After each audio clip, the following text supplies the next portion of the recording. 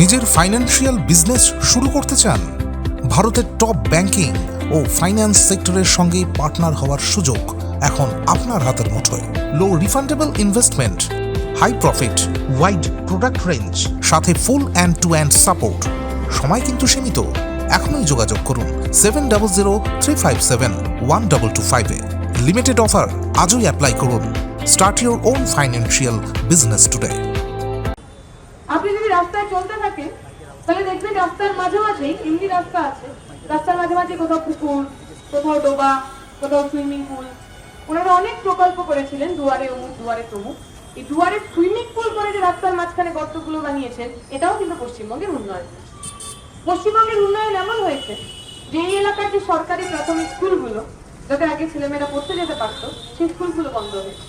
উন্নয়ন এমন হয়েছে যে আগে একটুখানি ভিতরে গিয়ে একটা আবর্জনার স্তূপ ঘেরা জায়গা রয়েছে, ওই জায়গাটা একটা সময় খেলার মাঠ ছিল।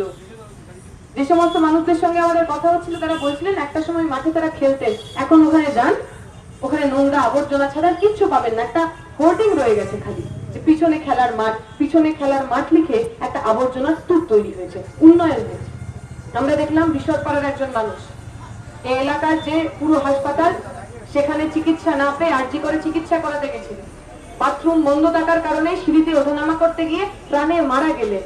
একজন অসুস্থ মানুষ হাসপাতালে গিয়ে প্রাণ হারালেন। উন্নয়ন হয়েছে।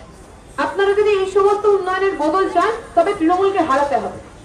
আপনারা যদি না চান আপনার বাড়ির সামনে আপনি দেওয়াল তুলবেন, আপনার বাড়ির দোতলায় আপনি বাড়ি বানাবেন, আপনি বাড়ি বানাতে গেলে, আপনার দেওয়াল তুলতে গেলে তৃণমূলের নেতার পকেট ভরতে হবে। এই উন্নয়ন যদি আপনি না চান, তাহলে তৃণমূলকে হারাতে হবে। কিন্তু তৃণমূলকে হারাবেন কি করে? বিজেপিকে দিয়ে। যে বিজেপির অর্ধেক নেতারা তৃণমূল থেকে এসছে, যে বিজেপির অর্ধেক নেতাদের সঙ্গে তৃণমূলের আটঘাট রয়েছে। নাহলে বাবুল পার্থ চট্টোপাধ্যায় থেকে অনুব্রত মণ্ডল এত কোটি কোটি টাকার দুর্নীতি করার পরেও একটা লোকের জেল হয় না। নরেন্দ্র মোদীর সময় 56 ইঞ্চি ছাতির নরেন্দ্র মোদীর সময় ইডি সিবিআই একটা লোককেও কনভিক্ট, একটা লোককেও দোষী সাব্যস্ত করতে পারে। আর জিগরের ক্ষেত্রে আমরা দেখলাম সিবিআই একই রকম কাজ করেছে, এখনো পর্যন্ত তিলোত্তমা বিচার পায়নি। তাহলে তৃণমূলকে দিয়ে বিজেপি অথবা বিজেপিকে দিয়ে তৃণমূলকে আটকালে হবে না। তৃণমূল বিজেপি দুজনকেই যদি হারাতে হয়, তাহলে আমাদের সঙ্গে থাকতে হবে। কেন থাকবে না আমাদের সঙ্গে? আমরা বলছি, আমরা আপনাকে গিয়ে বলবো না যে আমরা যদি ক্ষমতায় আসি তাহলে আমরা কলকাতাকে লন্ডন বানিয়ে দেবো, কারণ কলকাতার লন্ডন বানানোর দরকারই নেই। কলকাতা কলকাতার মতোই থাকবে, কলকাতা ভালো কলকাতা হবে। আমরা এটা বলবো না। অনেকে যে প্রচার করে বেড়াচ্ছেন যদি সিপিএম ক্ষমতায় আসে, লাল ঝান্ডার লোকেরা ক্ষমতায় আসে, তাহলে যা ভাতা টাতা পাচ্ছে সব ভাতা বন্ধ করে দেবে। একটা ভাতাও বন্ধ হবে না। কিন্তু যেটা বন্ধ হবে তাহলে পুরোহিত ভাতা, ইমাম ভাতা, মুয়াজ্জিম ভাতা, ক্লাবে ক্লাবে গিয়ে যে পুজো করার জন্য টাকা দেয়, এগুলো আমরা বন্ধ করে দেবো। কারণ এগুলো আমরা মনে করি না সরকারের কাজ। যার পুজো করার ইচ্ছা করবে, যার নামাজ পড়ার ইচ্ছা করবে, যার মন্দির করার ইচ্ছা মন্দির করবে, মসজিদ করার ইচ্ছা মসজিদ করবে।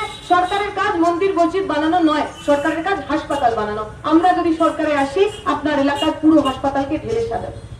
আমরা যদি সরকারে আসি, বন্ধ হয়ে যাওয়ার সরকারি স্কুল তার তালা আমরা খুলবো।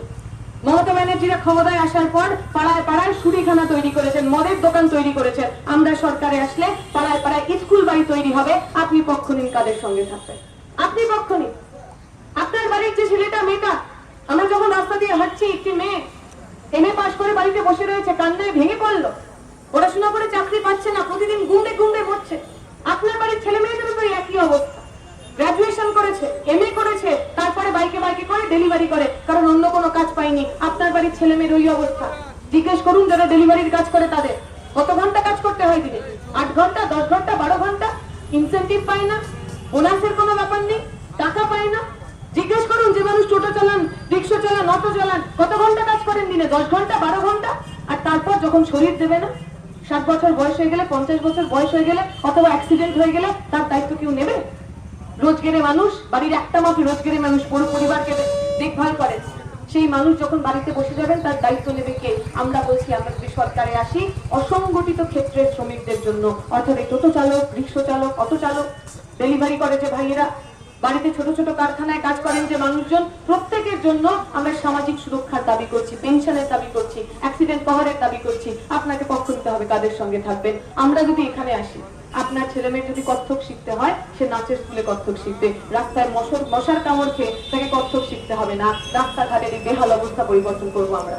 এই এলাকার যে খালগুলো সংস্কার হয় না, প্রতি বছর লাখ লাখ কোটি কোটি টাকা নেতাদের নামে চলে আসে, খালগুলোর সংস্কার হয় না।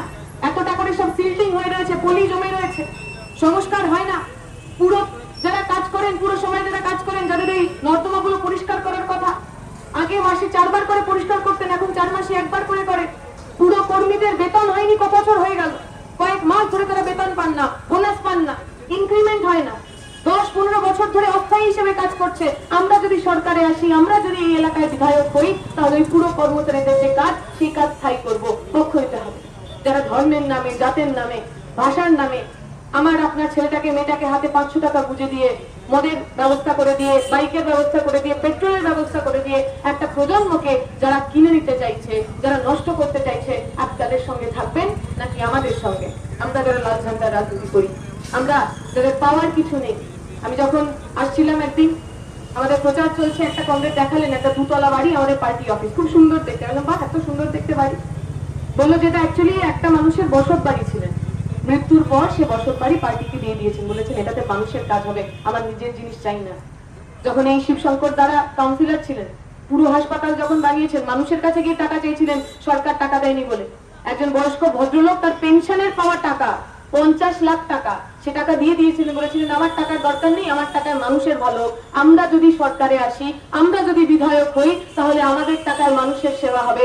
আপনার টাকায় আমার গলায় সোনার চেন হবে না, আপনার টাকায় আমার কালো বুলেরো গাড়ি হবে না, আপনার টাকায় আমার 4 তলা বাড়ি হবে না। আপনাকে পছন্দ করতে হবে, আপনাকে পক্ষ নিতে হবে, কাদের সঙ্গে থাকবেন। আমি কথা দীর্ঘায়িত করবো না। এই অঞ্চলের মানুষ আগামী 29 তারিখ কাস্তে হাতুড়ি তারা চিহ্নে আমাদের কমরেডদের ভোট দেবেন। দমদমে মুহিব বিশ্বাসকে ভোট দেবেন, উত্তর দমদমে আমাদেরকে ভোট দেবেন, এবং আগামী 4 তারিখ সবাই মিলে আমরা একসাথে লাল আবির মেখে বিজয় মিছিল করব। এই আশা ভরসা রেখে আমার কথা শেষ করছি। সবাইকে শুকরিয়া, ইনকিলাব জিন্দাবাদ।